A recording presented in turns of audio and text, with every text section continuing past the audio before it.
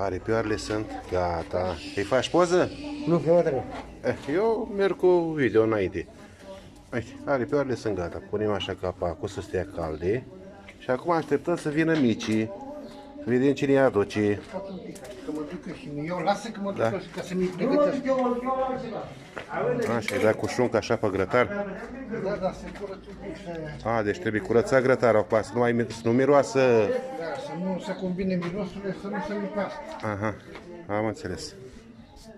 Uite la mirosul meu, dacă îmi faci... Uite, a sosit și micii. A sosit micii. Ce săritori sunteți. Uite, hai că sărim să-l ajutăm. Uite, a venit micii. Dacă ai cumnate, ea știi cel mai mult. Deci două caserole de mici.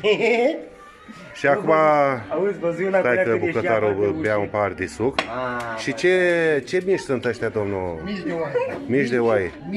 Mici românești. Așa. Amestec de vită, porc și oaie. Ia uzi. Vită, porc și oaie. Da. Ia ca să facem noi așa, să fie mai Hai că aproape. țin așa. Ia, așa. Să-i dăm și lui o mână de ajutor aici. Da. Așa. Măcar cu privirea să ajutăm.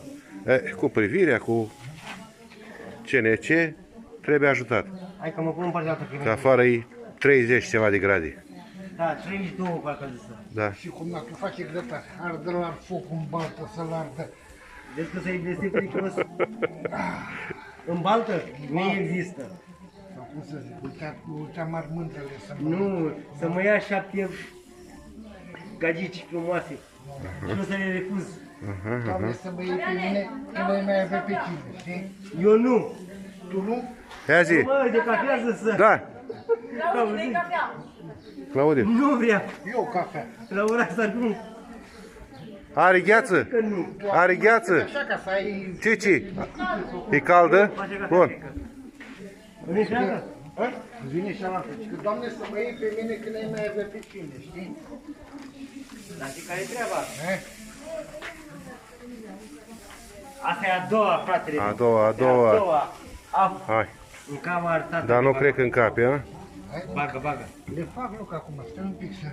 Dar e prea departe, pe mine e prea Dar pune-mă tu dacă știi că Marseille e suflet Marseille.